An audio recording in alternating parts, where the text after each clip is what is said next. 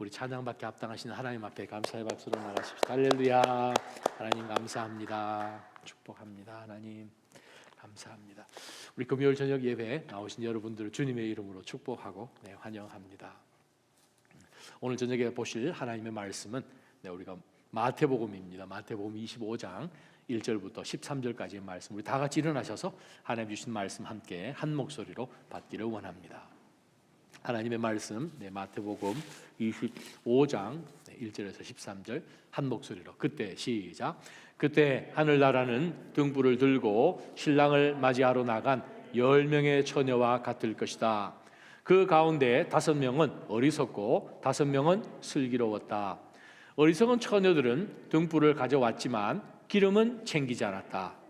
하지만 슬기로운 처녀들은 등불과 함께 그릇에 기름을 담아 가지고 왔다. 신랑이 늦도록 오지 않자 처녀들은 모두 졸다가 잠이 들어버렸다. 한밤중에 갑자기 신랑이 온다, 어서 나와서 신랑을 맞으라 하는 소리가 들렸다. 그러자 처녀들은 모두 일어나 자기 등불을 준비했다. 어리석은 처녀들은 슬기로운 처녀들에게 우리 등불이 꺼져가는데 기름을 좀 나눠다오 하고 부탁했다. 슬기로운 처녀들은 안 된다. 너희와 우리가 같이 쓰기에는 기름이 부족할지 모른다. 기름 장수에게 가서 너희가 쓸 기름을 좀 사라 하고 대답했다.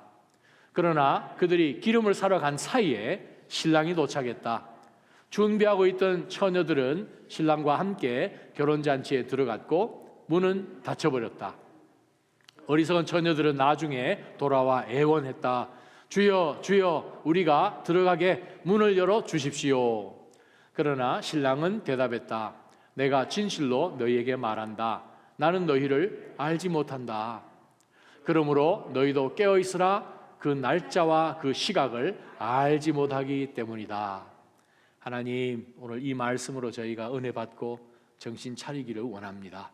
주님, 저희로 하여금 늘 깨어서 주를 예비한 그러한 그리스도인들로 꼭 그 시각에 발견되게 하여 주옵소서. 예수님 이름으로 기도합니다. 아멘. 자리에 앉아주시기 바랍니다. 오늘 저녁에 제가 말씀을 잘 전해야 되는데 혹시라도 비몽사몽간이 될까봐 왜냐하면 오늘 저녁에, 오늘 오후에 제가 백신을 3개를 맞았습니다. 사흘 전에 하나 맞고 오늘 3개를 맞았으니 4개가 4일 만에 4개를 맞은 거죠. 지난 월요일 날 목회자들 모여서 페루 선교 가는 목사님들이 다 모여서 이제 회의를 한 2시간 동안 하는데 하도 겁을 줘서 제가 너무 궁금했습니다. 그 아마존은 화장실 어떻게 가냐고. 그냥 우리 한국에서 야영하듯이 그냥 숲에 들어가서 하면 되지요 했더니 한번 다녀온 목사님이 껄껄 웃으시면서 한번 해보시죠. 그것도 괜찮은 모험이 될 것 같습니다. 왜요? 했더니 바지를 내리는 순간 수십 마리의 벌레들이 달려들 것입니다. 제가 한번 소변 보러 숲에 들어갔다가 엉덩이가 따끔해서 다시 돌아와서 보니까 모기한테 물리기 아니고 조그마한 이 파리에게 물렸는데 물린 그 자리에 알을 3개를 까놨더라고요. 그래서 놀라서 제가 백신을 3개를 맞았는데 혹시나 제가 말씀을 잘 전할까, 맞고 난 다음에 30분 동안 병원에서 혹시 어지럽지 않는지 검사하고 보내더라고요. 농담입니다만 기도 많이 해주시기를 바랍니다. 뭐든지 타이밍이 참 중요하지요. 출발하기 전에 며칠 전에 그것을 이제 주사를 맞도록 하는 타이밍도 중요합니다. 그 시기를 놓치면 아무리 주사를 맞아봐도 효과를 못 내지요. 라면을 하나 끓여도 타이밍이 중요합니다. 그냥 뭐 아무렇게나 끓이려면 끓이면 되죠. 그러나 그것이 쫄깃쫄깃하게 맛있게 하려면 라면 냄비 옆에 계속 서 있어야 됩니다. 그죠? 정확한 시간이 필요하기 때문입니다. 가끔 자전거를 타면 때로는 오르막도 있지만 특히 이제 내리막 좀 스릴이 있지 않습니까? 내리막을 내려갈 때는 어느 시점에서 앞을 틀 것인가, 어느 시점에서 브레이크를 어떻게 앞뒤 몇 %로 해서 잡을 것인가, 타이밍이 정말 중요합니다. 그거 놓치면 물론 좀 천천히 가면 되지만 좀 재미가 없겠죠. 뭐든지 타이밍이 참 중요합니다. 예수님이 오시는 것도 마찬가지입니다. 이제 오늘부터 예수님이 다시 오실 바로 그 재림의 시점 가운데 우리가 어떻게 주님의 길을 예비하는 성도로 살아갈 것인지에 대해서 시리즈로 말씀을 좀 전해보려고 합니다. 오늘 우리가 정한 이 마태복음 25장은 참 중요한 장입니다. 왜냐하면 우리가 너무나 잘 아는 바로 이 열 처녀의 비유에 대한 말씀이기 때문에 그렇습니다. 오늘 우리 본문을 자세히 한번 들여다보면 아주 재미난 것이 정말 이 결혼식에 대한 그러한 내용 이야기를 하면서 우리로 하여금 어떻게 우리가 신랑의 그 결혼 예식에 정말 우리가 졸다가 준비할 타이밍을 놓쳐서 정말 실질적으로 우리가 기다린 그 목적이 신랑과 신부의 그 결혼 예식에 참여하는 것인데 기다리기는 기다렸는데 타이밍을 놓칠 뿐만 아니라 가장 중요한 것, 오늘 본문의 핵심, 준비, readiness, 준비되지 않아서 거기에 못 들어가게 되면 그것만큼 안타까운 일은 뭐 있습니까? 사실 바로 그 한 이벤트를 위해서 지금까지 준비를 한 것인데, 왜냐하면 그것은 천국이기 때문에 그렇습니다. 그냥 뭐 매 주말마다 있는 결혼식 같으면 뭐 그렇게 신경 안 쓰겠죠. 그런데 오늘 예수님께서 하신 말씀은 굉장히 중요한 것이 오늘 1절과 13절과 14절에 있습니다. 1절을 보면 예수님이 이렇게 말씀하십니다. 그때 언제요? 이제 예수님이 다시 오시는 부활 사흘째 되는 날 부활하시고 이제 승천하시고 다시 오실 날에 대한 내용 말씀인데, 하나님의 나라를 예수님께서는 바로 이 열 처녀의 비유로 해주십니다. 그래서 오늘 이 본문 가운데서 이 열 처녀가 이 내용 가운데서 어떻게 반응하는지를 우리가 놓치면 다 놓칩니다. 그래서 이 열 처녀에 우리가 집중을 해야 됩니다. 왜? 이것이 그냥 열 처녀의 단순한 반응이 아니라 하나님 나라하고 연관되거든요. 우리가 들어가 살아야 할 하나님의 나라를 어떻게 준비해야 되는지를 지금 말씀하시기 때문에 1절, 그때 하늘나라는 등불을 들고 신랑을 맞이하러 나간 10명의 처녀와 같다. 즉 하나님의 나라는 이 10명의 처녀 같은 그러한 나라다는 거죠. 즉 하나님 나라는 과연 어떤 나라인가? 이 열 처녀와 연결되어 있는 바로 그러한 나라가 바로 하나님의 나라다라고 말씀을 하셨고, 13절을 우리가 보시면 예수님께서 그러므로, 헬라말로 말이죠. 그러므로 그 말은 앞에 나왔던 그 모든 내용을 다 종합해서 그것을 추론해서 결말을 내주는 결론에 해당되는 말씀을 13절에 주십니다. 그래서 뭐라고 말씀하신가 하면, 자 1절부터 12절까지 들었지? 그러므로 결론은 너희도 깨어 있어야 된다. 누구처럼? 10명의 처녀 중에서 슬기로운 5 처녀처럼 깨어 있어야 한다. 왜요? 하나님 나라 들어가야 되니까. 똑같이 기다렸습니다.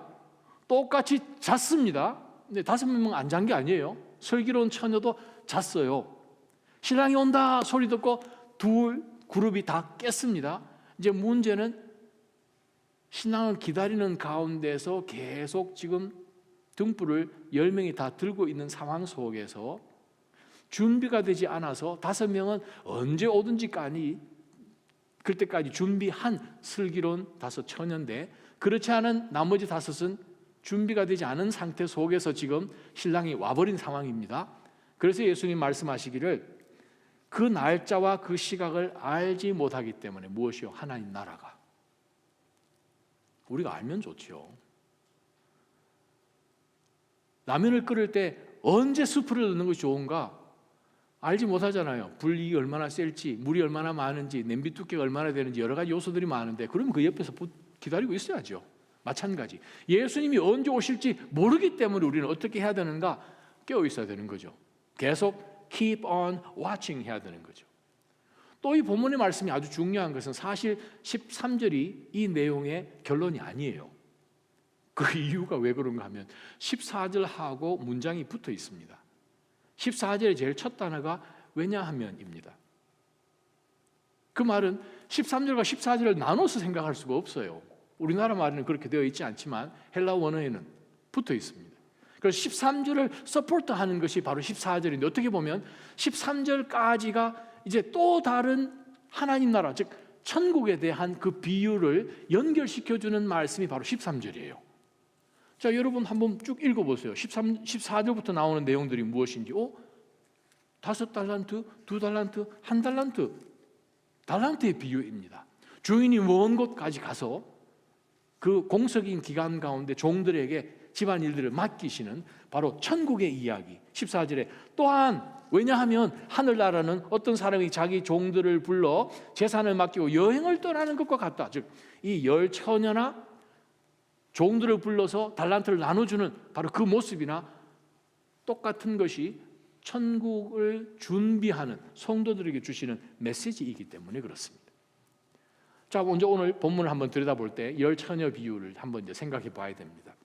요즘 우리가 결혼식에 참석하고 뭐 두 사람이 만나서 사랑에 빠지고 그리고 난 다음에 연애를 하고 이제 결혼하고 하는 그런 하고는 좀 전혀 다르죠. 왜냐하면 그 당시 예수님 당시 결혼식을 어떻게 하는가 하면 이 신랑과 신부에는 발언권이 없습니다.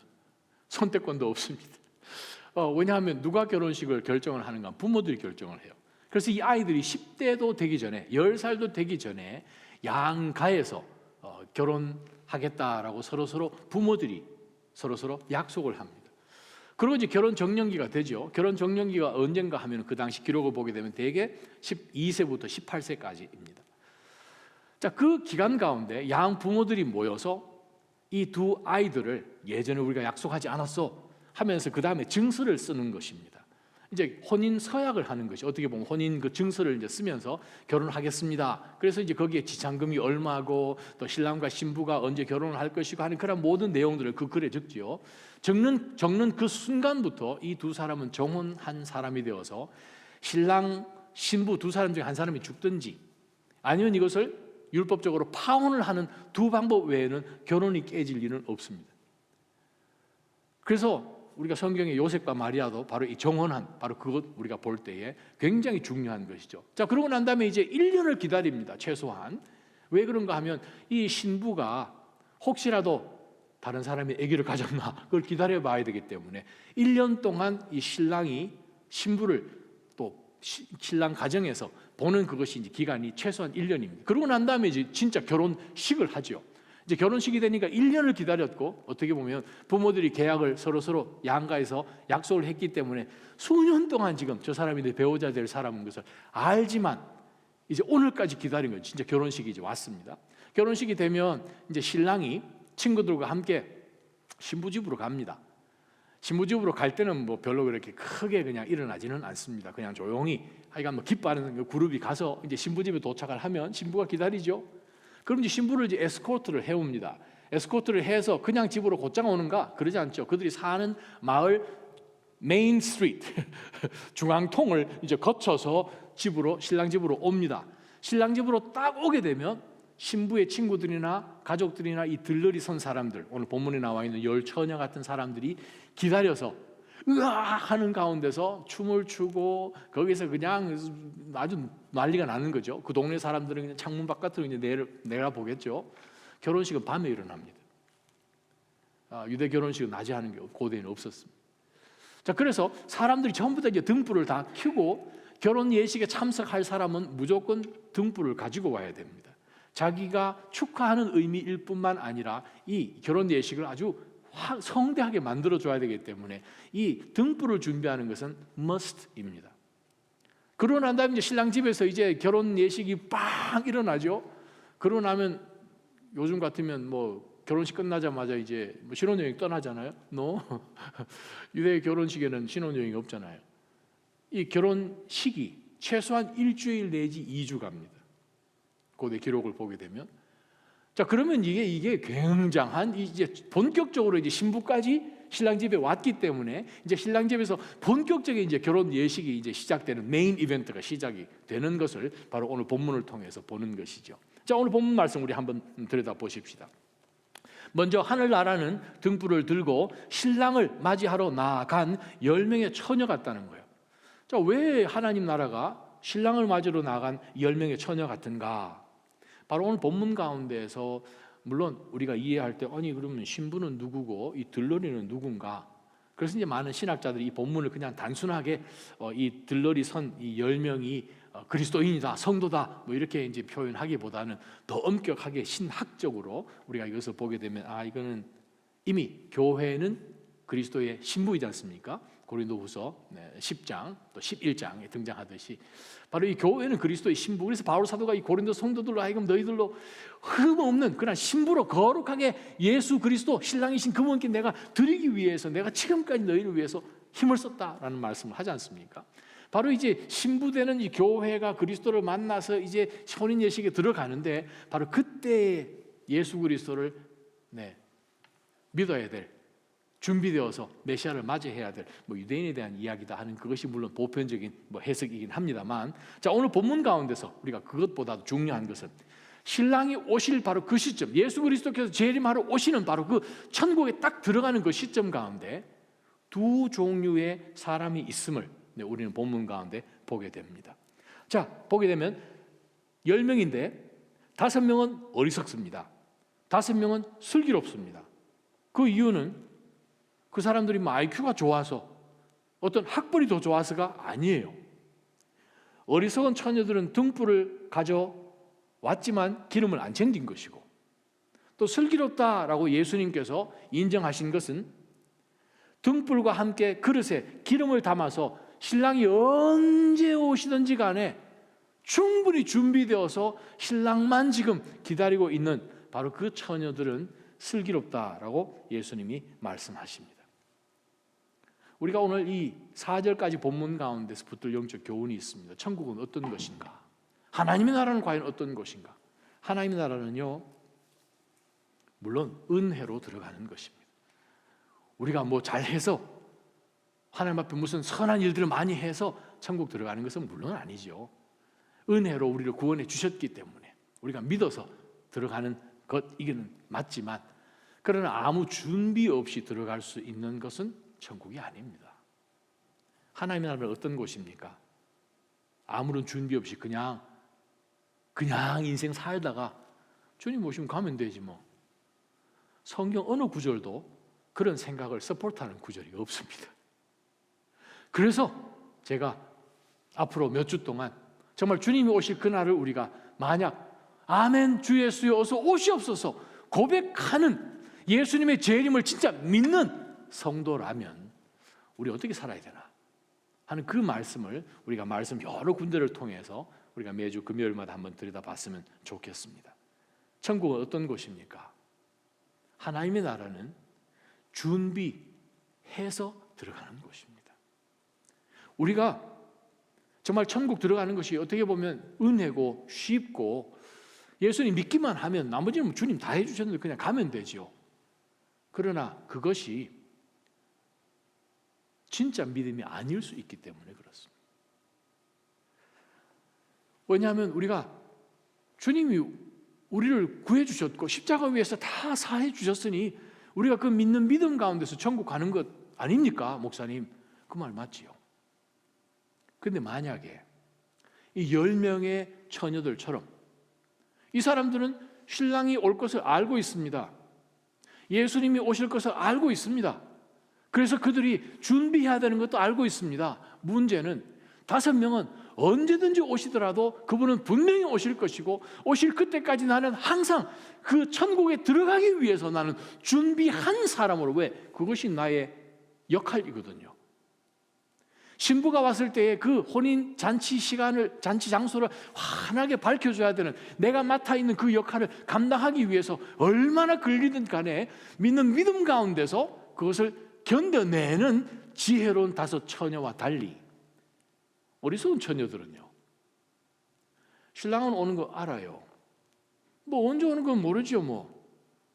아마 내일 전에는 오겠지요 라고 생각을 하면서 자기 판단 가운데 자기 식대로 자기가 원하는 양의 기름을 준비해서 그냥 이거면 충분합니다 라고 생각을 하며 예수님 즉 신랑 오시는 그것에 집중하지 않고 자기 생각이 먼저죠. 자기 판단이 먼저죠. 자기가 판단한 대로 살아갑니다. 오면 오는 것이고 전혀 어떻게 보면 신랑이 언제든지 오시려나 하는 가운데서 문 밖을 계속 바라보는 그러한 믿음이 아니었다는 것이죠. 자, 때로는 우리가 사니까 이것저것 다 해야 되지 않습니까? 자녀도 키워야 되고 일도 해야 되고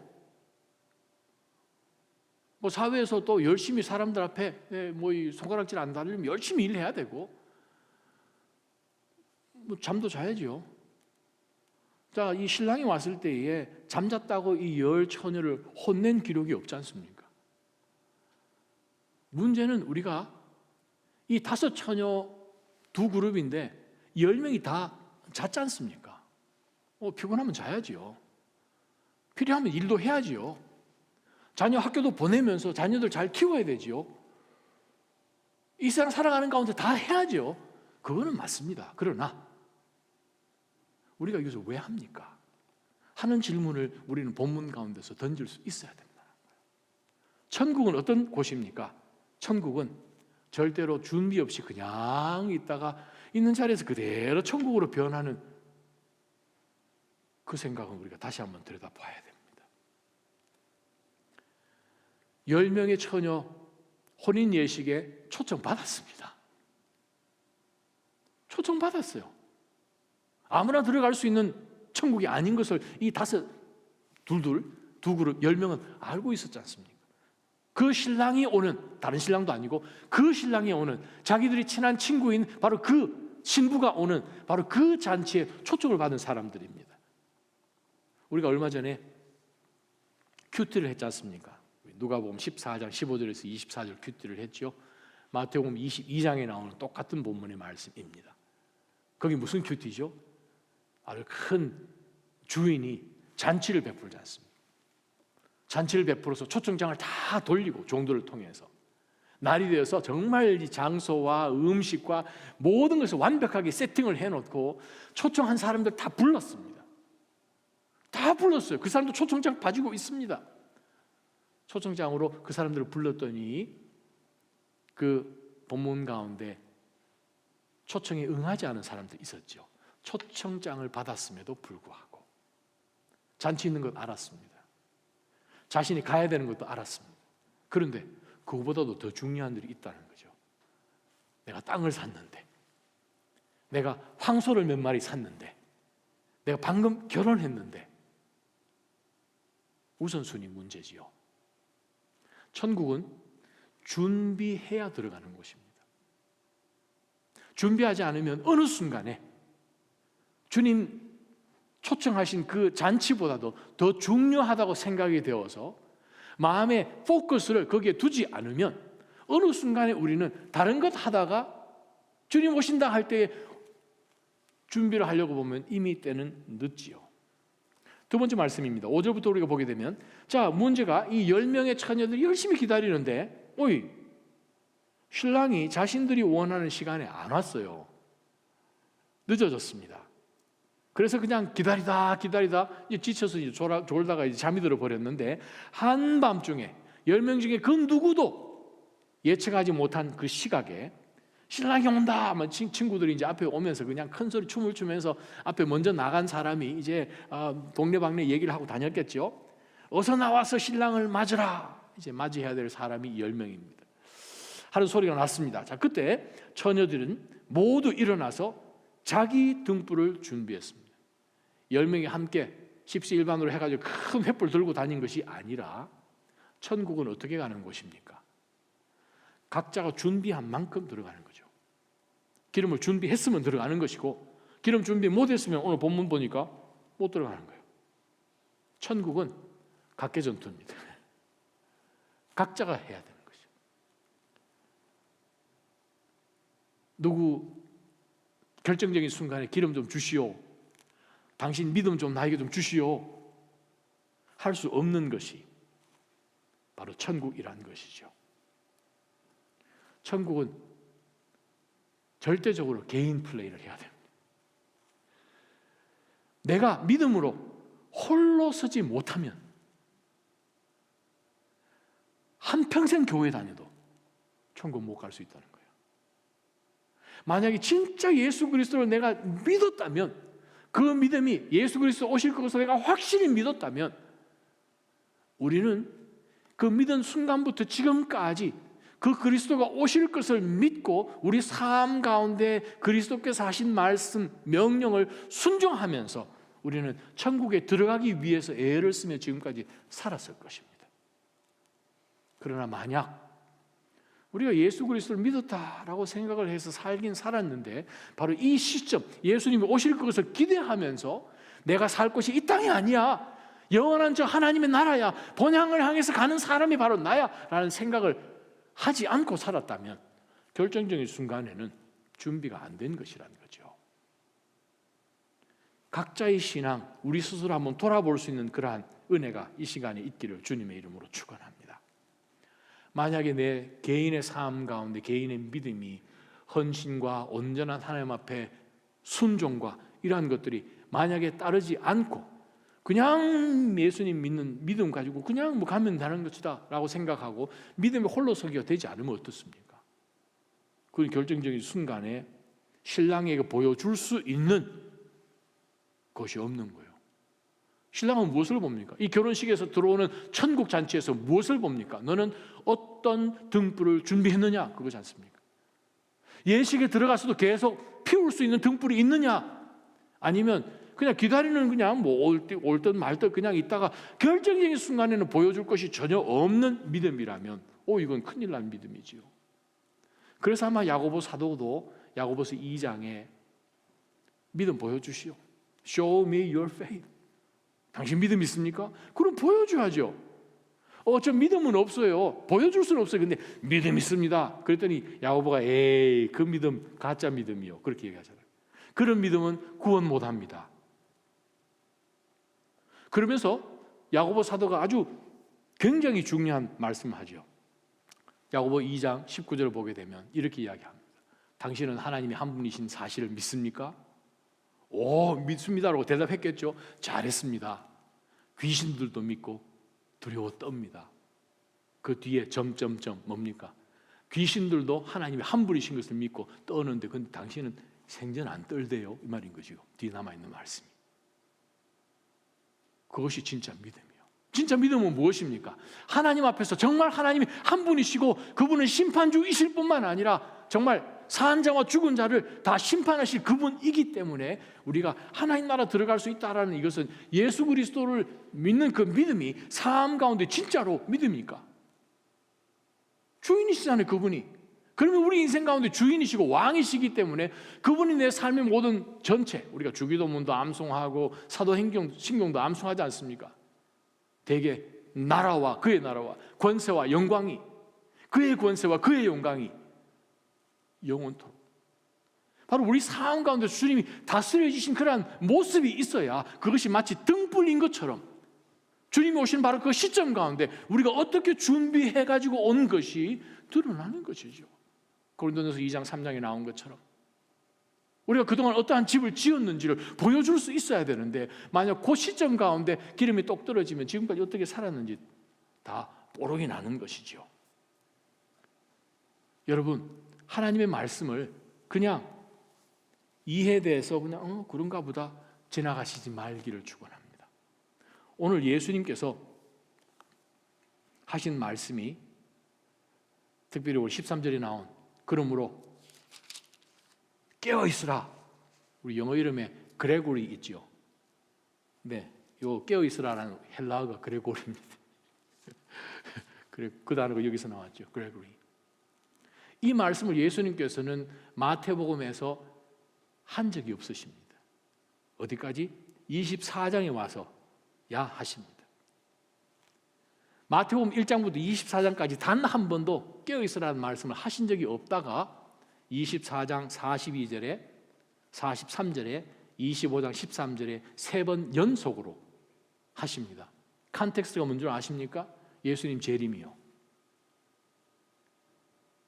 사흘째 되는 날 부활하시고 재림하시고 다시 오실, 승천하시고 다시 오실 그 예수 그리스도의 그 천국과 연결되어 있는 컨텍스트에서 딱 세 번 말씀하신 것이 깨어있으라라는 말씀이십니다.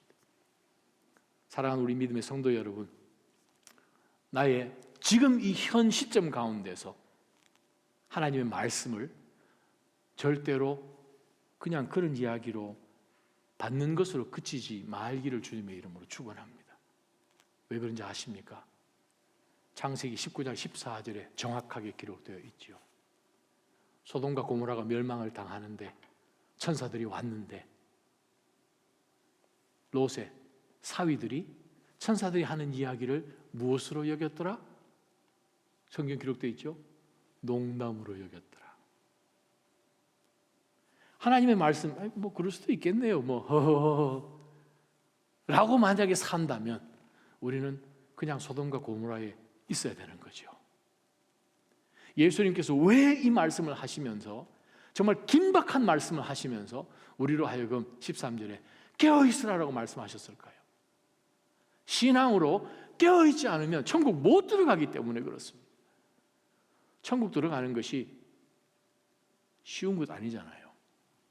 물론 예수님께서 하셨기 때문에 쉬운 것이지만 그것은 예수님께서 십자가를 하나님이신 분이 지셔서 우리가 십자가 들어갈 수 있도록 통과해서 하나님 나라의 길을 열어주신 것이거든. 저는 사랑하는 모든 믿음의 성도들이 믿음의 홀로 서기를 잘 하시기를 주님의 이름으로 축원합니다. 말씀 있는 그대로 받으시기를 축원합니다. 그래서 내 삶 가운데 그러한 변화를 직접 살아내는, 왜? 예수님 오시니까 그러한 믿음으로 하루하루를 살아내시기를 주님의 이름으로 축원합니다. 13절, 10절부터 보십시다.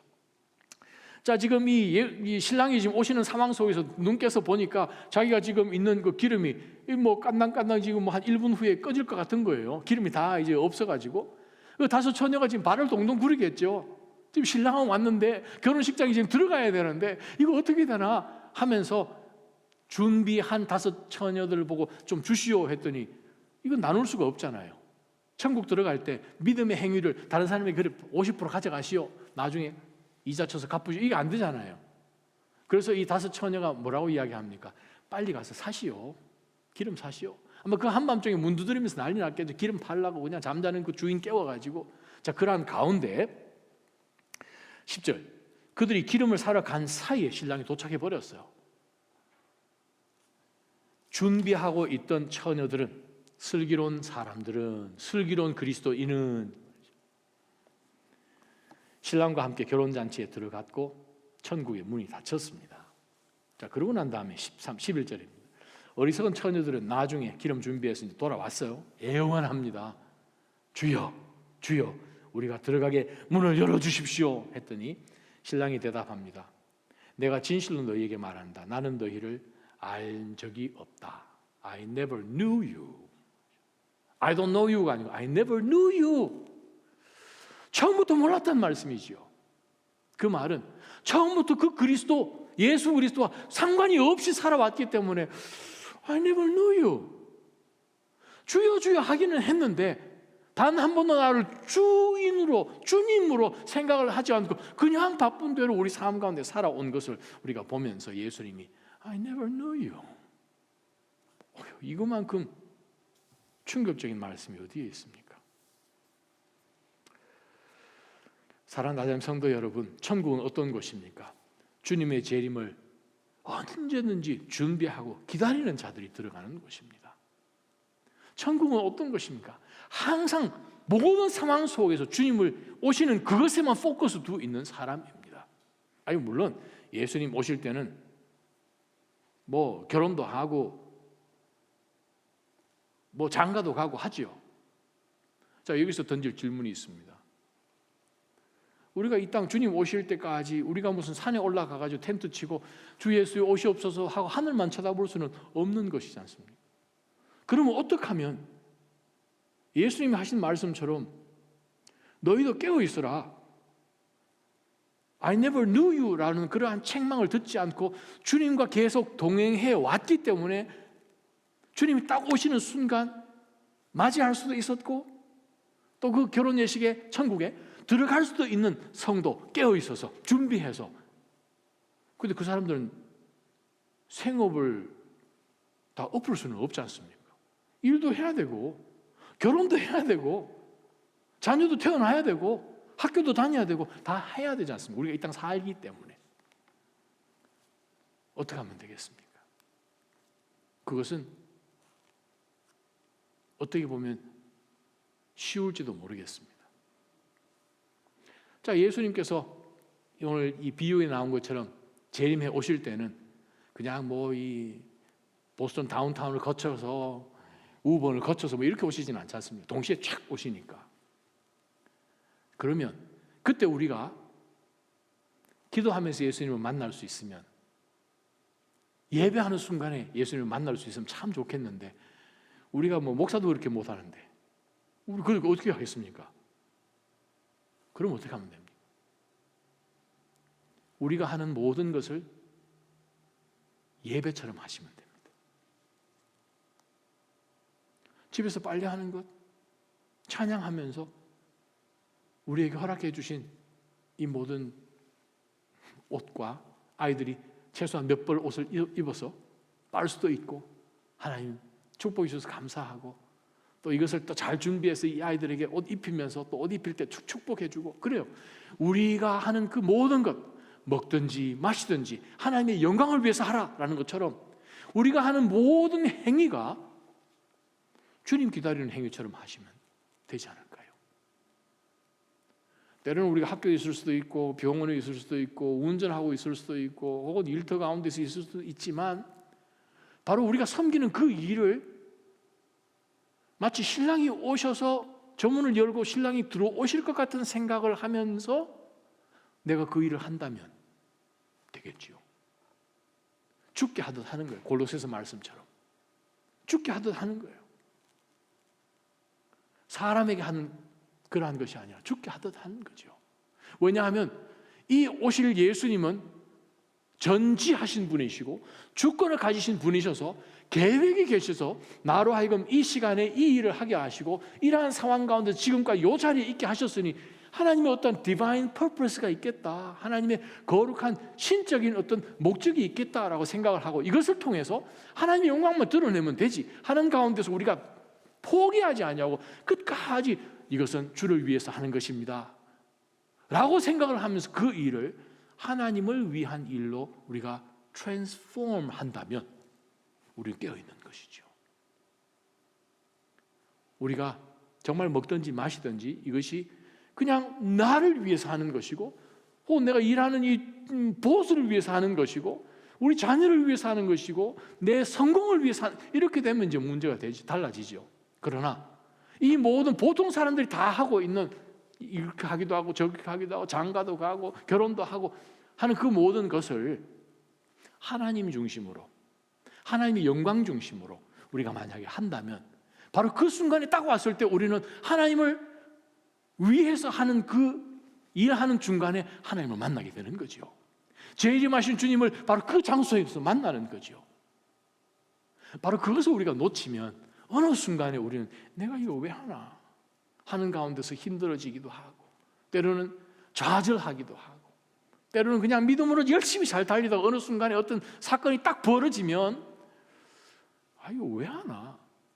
왜냐하면 포커스가 점점 이 난시처럼 뭐 이게 되든지, 혹은 근시처럼 되든지 멀리 안 보여가지고 주님 오실 그것 위해서 내가 모든 것을 얼라인 해야 되는데, 그렇게 하지 못하고 내 자신에게 포커스를 맞추다 보니 어떤 일들이 벌어지면 그냥 생각이 바뀌어지고 원망도 되고 화도 나고, 때로는 그냥 포기하고 싶고 실망하고 막 그러잖아요.